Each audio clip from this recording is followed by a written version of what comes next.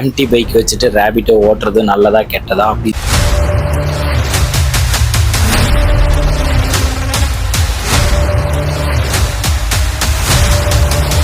எஸ்டிஎஃப்ஏ எப்படி இருக்கீங்கன்னு நல்லா இருப்பீங்க நம்புறேன். இன்னைக்கு நம்ம வீடியோவில் வந்து எம்டி பைக்கில் வந்து டெலிவரி ஜாப்ஸ் எல்லாம் நம்ம பண்ணோம்னா நமக்கு லாபமா நட்டமா அப்படிங்கிறத இந்த ஒரு வீடியோ. பட் நானே இன்னும் வந்து அது கரெக்டாக கணக்கு எடுக்கல.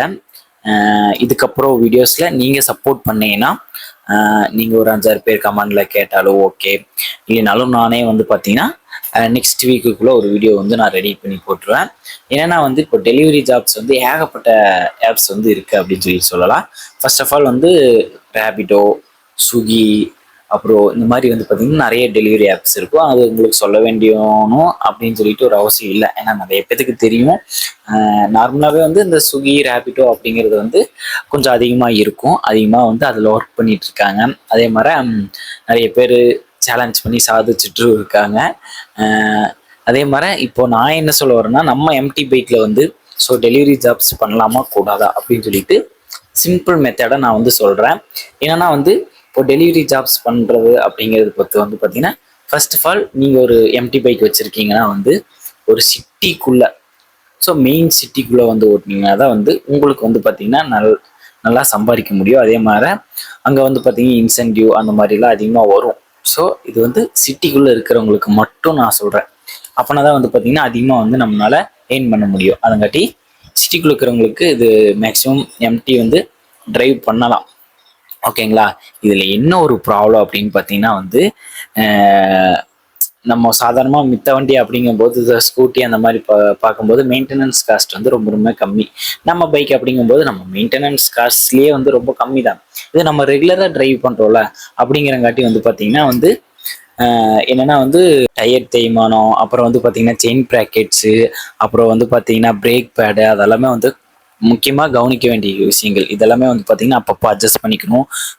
1 மந்த்துக்கு ஒருக்கா இல்லை 2 மந்த்துக்கு ஒருக்கா வந்து பார்த்தீங்கன்னா ஃபுல் செக்கப் வந்து பண்ணுறது வந்து ரொம்ப ரொம்ப நல்லது. பட் இதை ஒர்த் இல்லையா அப்படின்னு சொல்லிட்டு எம்டிக்கு இதெல்லாம் இந்த டெலிவரி ஜாப்ஸ் எல்லாம் செட் ஆகுமா ஆகாதான்ட்டு அடுத்தடுத்த வீடியோவில் வந்து பார்த்தீங்கன்னா உங்களுக்கு கரெக்டாக தெளிவாக எவ்வளோ நேரம் ஓட்டினா எவ்வளோ எய்ம் பண்ண முடியாது அப்படிங்கிறது எல்லாமே டீட்டெயில்ஸாக போகிறேன். இப்போ வந்து பார்த்தீங்கன்னா நான் வந்து எம்டி பைக்கில் ரேபிட்டோ வந்து பார்த்தீங்கன்னா ஆன் பண்ணி நான் ஓட்டுனேன். என்னன்னா அதனால தான் வந்து பார்த்தீங்கன்னா ஞாயிற்றுக்கிழமை என்னால் வீடியோஸ் போட முடியல. ஏன்னா வந்து பார்த்தீங்கன்னா எங்கிட்ட ஆல்ரெடி இருக்கிற ஃபோன் வந்து பார்த்தீங்கன்னா ஒர்க் ஆகிற கண்டிஷன்ஸ் இல்லை. அதுங்காட்டி வந்து நம்மளால பெருசாக வந்து வீடியோஸ் வந்து பேசி போட முடியாத நிலைமைக்கு ஆயிடுச்சு. இதுலேயே தான் நம்ம ஆர்டர் எடுத்து ஓட்டணும், இதுலேயே தான் வந்து வீடியோ எடுக்கணும் அப்படிங்கும்போது என்னால் அது பண்ண முடியாமல் போயிடுச்சு. அதுங்காட்டி நான் வந்து ஒரு வீடியோ எடுக்கல. என்ன பண்ணுறது? அதுங்காட்டி தான் வந்து பார்த்தீங்கன்னா சண்டே போட முடியல. ரேபிடோ ஓட்டினா வந்து பார்த்தீங்கன்னா நான் சாட்டர்டே வந்து என்னன்னா வந்து ஹாஃப் டே ஒர்க் போயிட்டு ஹாஃப் டே ஓட்டி பார்க்கலாம் அப்படின்னு சொல்லிட்டு ஓட்டி பார்க்கலான்னு சொல்லிட்டு ஒரு 1:30 பக்கம் 1:23 பக்கம் ஆன் பண்ணிட்டு எண்டிங் ஆர்டர் 5 ஆர்டர் எடுத்தேன். எண்டிங் ஆர்டரை வந்து பார்த்தீங்கன்னா ஒரு 3:30 அப்படிங்கும்போது முடிச்சுட்டு காந்திபுரத்துலேருந்து நான் வீட்டுக்கு வந்துட்டேன். அங்கேருந்து 25 கிலோமீட்டர் ஆயிடுச்சு. அதுங்காட்டி எனக்கு கொஞ்சம் லாஸ் தான். ஆனால் ஃபோனில் வந்து சார்ஜர் இல்லை. இந்த 5 ஆர்டர் எடுத்தேன். சப்போஸ் இந்த 5 ஆர்டரில் எவ்வளோ எடுத்தேன் அப்படின்னு சொல்லிட்டு பார்க்கலாமா? ஃபர்ஸ்ட் ஆர்டரில் வந்து பார்த்தீங்கன்னா 52 rupees. இதில் என்னென்னா வந்து ஃபர்ஸ்ட் ஆர்லேயே வந்து ஆள்களில் யாரும் வரல. ஏன்னா ஒரு பொருள் மட்டும் கொண்டு போய் கொடுக்குற மாதிரி இருந்துச்சு. நம்ம எம்டி பைக்கில் இதெல்லாம் தெரியல, ஆளுகளை மட்டும்தான் ஏற்றிட்டு போகணும்னு நினச்சேன். அப்புறம் பார்த்தா பொருள் ஒரு கையில் வச்சுட்டு ஓட்டிட்டு போனேன். செகண்ட் ஆர்டர் வந்து பார்த்தீங்கன்னா அது சின்னதாக ஒரு வீடியோ கிளிப் போடுறேன், அதை பாருங்கள். செகண்ட் ஆர்டர் ஆக்சுவலி எஸ்டிஎஃப் இப்போ என்னன்னா வந்து ரேபிடோ வந்து புக் பண்ணியிருக்கோம். இப்போ ரேபிடோ ஓட்டிகிட்டு இருக்கேன். இப்போ வந்து பார்த்தீங்கன்னா வந்து கரெக்டாக எக்ஸாக்டாக ஒரு order, second order. First order ஜம்முன்னு எடுத்து முடிச்சுட்டு செகண்ட் ஆர்டர் வந்து பார்த்தீங்கன்னா லெவல் டு லெவல் இங்கேருந்து பிக்கப்பு என்ன ஏதுன்னு கரெக்டாக தெரில, பார்ப்போம். அப்புறம் வந்து பார்த்தீங்கன்னா தேர்ட் ஆர்டர் வந்து பார்த்தீங்கன்னா அதுக்கப்புறம் அப்படியே ஆளுகளை ஏற்றிட்டு போனேன். அதுக்கப்புறம் ஒரு 3 பேர்த்த வந்து ஏற்றிட்டு போனேன். டோட்டலாக வந்து பார்த்தீங்கன்னா 189 ரூபா பக்கம் ஓட்டினேன். இல்லை எவ்வளோ கிலோமீட்டர்ஸ் டோட்டலாக வந்து ஓட்டியிருக்கோம் அப்படின்னு பார்த்தீங்கன்னா மேக்ஸிமம் 31 கிலோமீட்டர் 30க்குள்ளே தான் நினைக்கிறேன். அவ்வளோ இல்லை, 30க்குள்ளே தான் வந்து 30 29 கிலோமீட்டருக்கு என்னமோ ஓட்டினேன் டோட்டலாக. இதுக்கு வந்து பார்த்தீங்கன்னா 189 ரூபா பக்கம் வந்துச்சு. ஆப்பில் வந்து பார்த்தீங்கன்னா எல்லாமே என்னோட அக்கௌண்ட்டுக்கு நான் பேமெண்ட் வாங்கிட்டேன். ஆப்பில் நான் வாங்கலை.